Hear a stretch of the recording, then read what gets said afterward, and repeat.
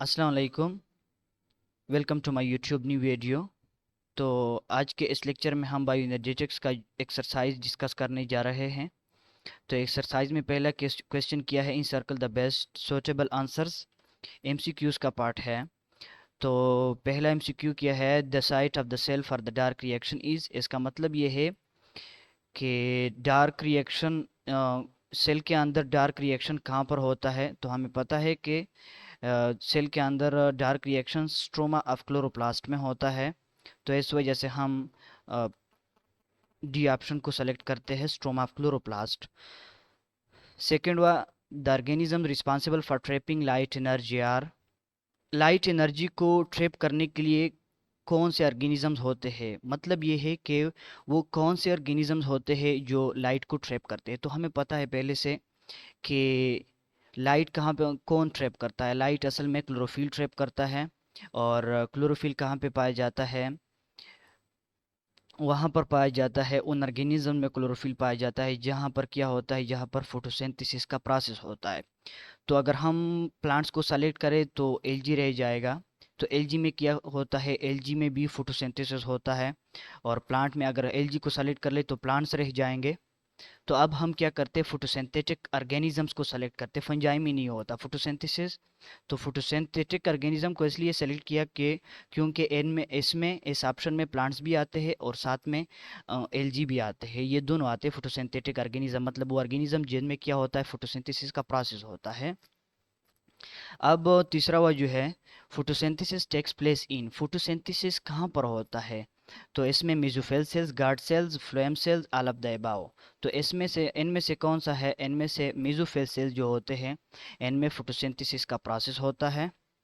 अब फोर्थवा जो है वो किया है, वो है, one of the following is not a limiting factor for enzymes in photosynthesis.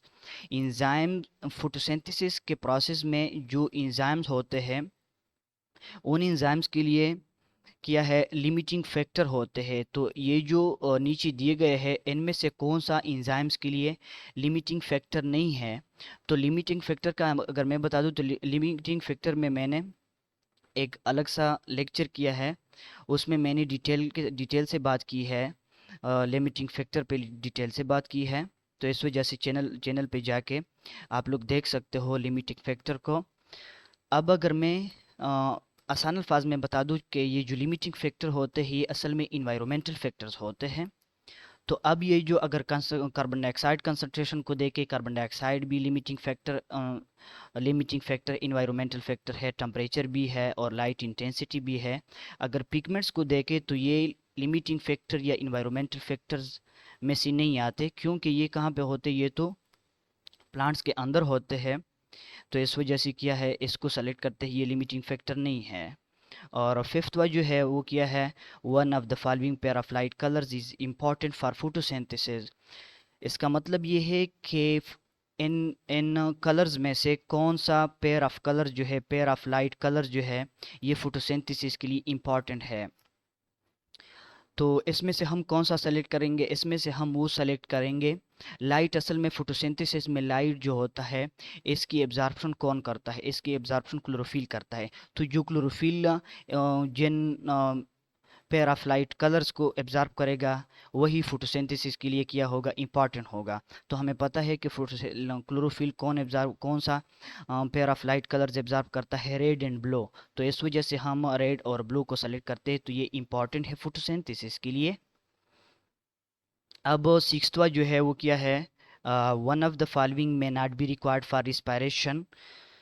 इसका मतलब ये है कि इनमें से इन चारों में से क्या है, रिस्पायरेशन के लिए कौन सा जो ज़रूरी नहीं है।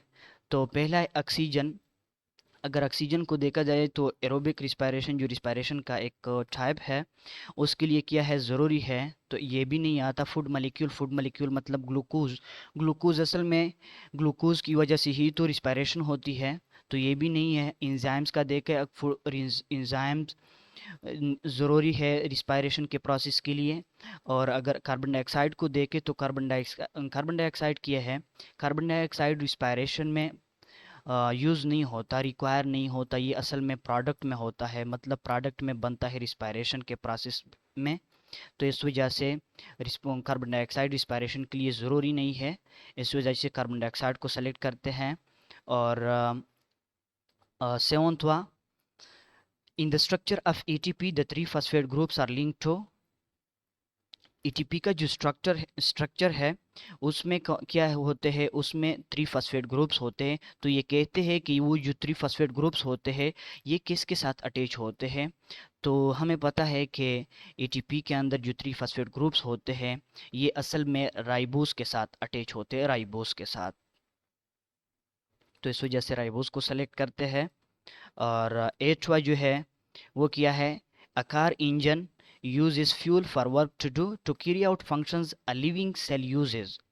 कहते हैं कि एक कार चलने के लिए क्या करता है, काम करने के लिए या चलने के लिए एक गाड़ी क्या करता है, कार का जो इंजन होता है काम करने के लिए क्या करता है, फ्यूल यूज़ करता है, कार इंजन। तो इसी तरह सेल जो करता है, सेल मुख्तलिफ फंक्शंस को कैरी आउट करने के लिए क्या यूज़ करता है, इलेक्ट्रिक पावर यूज़ करता है, नहीं इलेक्ट्रिसिटी तो यूज़ नहीं करता, जनरेटर भी यूज़ नहीं करता, हीट एनर्जी भी नहीं।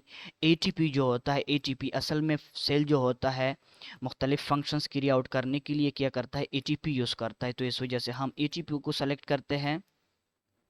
अगर नाइन्थवा को देखें, नाइन्थवा तो इसमें क्या है, inside a bacterial cell glycolysis occur इन।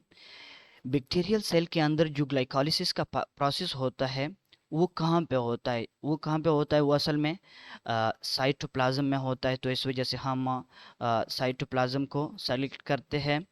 और लास्ट वा जो है, the consumption during the conversion of pyruvic acid into ethanol during anaerobic respiration. कहते हैं कि ये जो pyruvic acid in anaerobic respiration के दौरान, मतलब एनारोबिक में कौन सा है, अल्कोहलिक फर्मेंटेशन। अल्कोहलिक फर्मेंटेशन में जब पायरुविक एसिड इथेनॉल में कन्वर्ट होता है तो उस दौरान क्या होता है, किस चीज़ की कंजम्पशन होती है, कौन सी चीज़ यूज़ होती है। तो हमें पता है कि यहाँ पर क्या होता है, यहाँ पर ये जो टू NADH2 जो होते हैं इनकी कंजम्पशन हो जाती है, ये यूज़ हो जाते हैं। इस पे मैंने डिटेल से बात की है अल्कोहलिक फर्मेंटेशन में, तो आप चैनल में जाके देख सकते हो। तो इसमें कौन सा है, टू NADH2 को हम सेलेक्ट करते हैं। तो ये था MCQs का पार्ट बायो एनर्जेटिक्स के एक्सरसाइज का। उम्मीद है आप लोगों को अच्छी तरह समझ में आया होगा। तो अगर वीडियो अच्छी लगी हो तो सब्सक्राइब करना मत भूलिए। Thank you for watching.